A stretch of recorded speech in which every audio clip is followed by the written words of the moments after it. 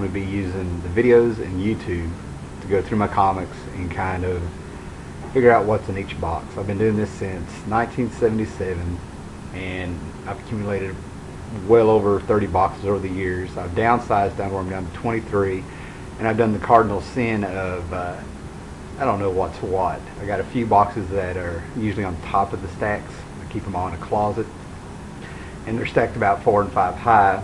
So we're going to go through box number 1 and see what's there. I get to share this collection, and also I'll be able to go back, see what I need to do to either get rid of these or sell them or reorganize or whatever.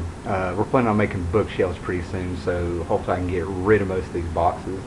I've sold tons on eBay in the last couple months, and it'll be interesting to see what's left over. Box number 1 here, we open up, we have a G.I. Joe magazine from the 80s, first thing. Star-Lord magazine, a Marvel Super Special magazine. And a lot of these, one of the things I do with the collections is when I'm out buying this stuff over the years, I've got to get a deal on them. I just don't go out here and buy whatever. Well, first thing we go through here, seems like we have some old Marvels. Knight Rider number 2. Some old beat up Spider-Man that I've probably had since the 70s. Yes, they're beat up. But Aunt May did marry Dr. Octopus, or at least to try to. Some old tales of suspense as we go through here. Ah, what a shame. Ooh, nice copy of Strange Tales as they get better. There's some Nick Fury. I have a ton of these that spread out everywhere. I've got some Steranko stuff. Yeah, and here's a Ghost. I actually bought a ton of books for 10 cents a piece on Black Friday from a comic book shop a few weeks ago. Captain American Falcon, Kirby's big return to Marvel. And when I was a kid, Kirby scared the crap out of me. This is the actual comic, along with a bunch of commandees and losers and stuff, that one of my relatives had in a chest. And OMAC number 1, the copy of it just scared the crap out of me with it. Awesome Teen Titans specials in this box. Madame Xanadu number 1, Mike Kaluta cover. Long way to go here, folks. Black Magic number 1, a little bit more Kirby action going here. Ooh, some Superboy and the Legion of Superheroes. Even more. Let's try it like this. Oh yeah, a ton of those. Looks like, oh, the Planet of the Apes. I should have all of these. I'm a big Planet of the Apes nut. I was into these guys and still am, like some people are into Star Wars. Oh yeah, 2, 3. Really good stuff. Alright. Looks like I might have pretty close to a complete run of this. Yeah, I always thought this was kind of funny. Back when we finally invaded Iraq, or wherever it was, wherever Gaddafi, or scratch that. It's on YouTube now. But anyway, I saw this on the news where they pulled down a great big huge statue, and they put the, before they did it, put the American flag, and then they put the Iraq flag on there, and that's pretty much what I saw. Just, you know, comics did it first. Oh yeah, the adaptation of Beneath the Planet of the Apes movie is basically how they ended it. Okay, this was actually a pretty good story, Web of Spider-Man. Jim Shooter wrote it, and a Watcher story. Spider-Man playing kids with football with kids with the cosmic balance.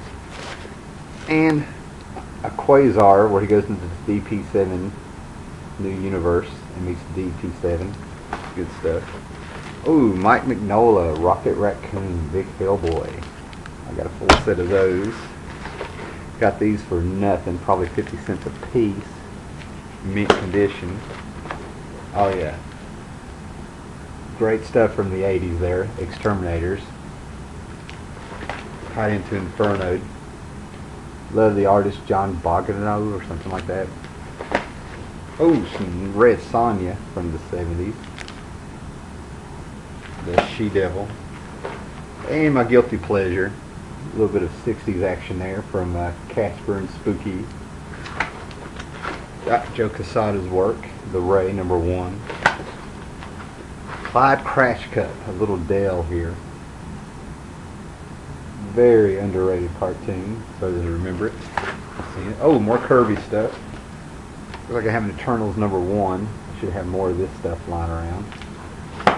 Yep, and right there we go. More. And more. Oh, you're right. Okay. Looks like we have some Whitman comics here. Flash Gordon, Al Williamson did the art in these. Took a while to track these down. I found them a couple times and I just refused. Movie adaptation there. Refused to pay the big bucks they were going for because I knew I could find them better. Buck Rogers Whitman. Not in the best condition, but it's mine. Looks like we're moving along here. More Al Williamson work. Vanguard. Get it in there. Man was a genius when it comes to sci-fi. The DC Special, Three Musketeers and Robin Hood. These are better reads than you think.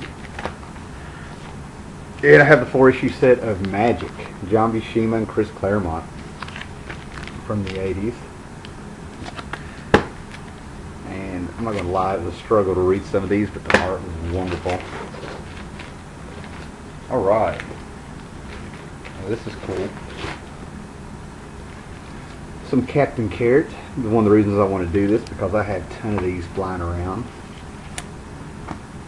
Comic book animals are very much underrated. Just a lot of animals. And that's a book that needs to be made right there. You see Brave and the Bold, the cartoon do that one. Oh, number 17. I have carried that one around probably since 82 or 83 whenever it came around. First issue that I bought of this. And Frogzilla. Moving right along. More Legion. Looks like Brainiac is flipping out. Kirby doing justice. Tell you what, Kirby in the 70s, Carmine Infantino, he just made it hard on Kirby all the way around. Bad inkers, had people touching his work up. Real sad. More of this. Stalker.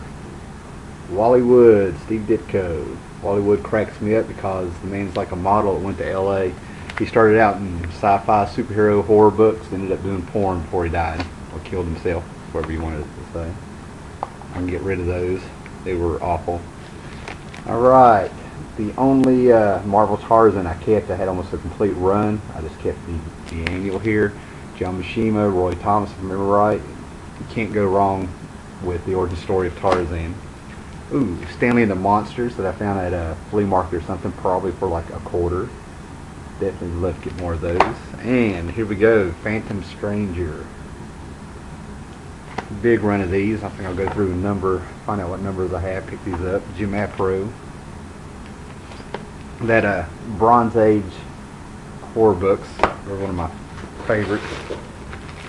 Alright, for you toy collectors out there, Gil Kane fans, a little Captain Action. There we go. Darwin Cook's first comic work. Again, at a flea market for nothing, almost mint condition. Yeah, I've been looking for this. This is why I need to do this. Having the Outsiders #1. And no, this book is, has its fans, but definitely had a formula to it, and just always loved that cover. More Gil Kane stuff. Sword of the Atom. Great stuff. You talk about comics getting dark and stuff after 85 with Watchmen and all the Dark Knight stuff. Well, this guy went through a divorce and everything, caught his wife cheating. Great stuff. I pretty much got a whole set of that. I tell you what, rats, they deserve to die. More. Looks like I have a complete run of what Kane and also did with it.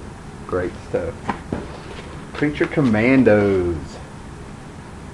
GI Robot even. Oh, that's a stopper there. Busting up the swastika. You know, when you're, you know, a monster, I guess you got to do something to show you're the good guy. Oh, better be careful here. Little Strange Adventures. I'm going to guess 12 cents.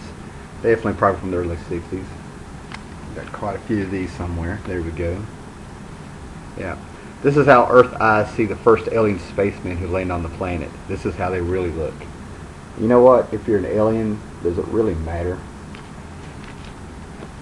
Oh. The Man of Two Worlds. Oh, I love that stuff. And here we go. I'm for the bad guys. I think it's all propaganda.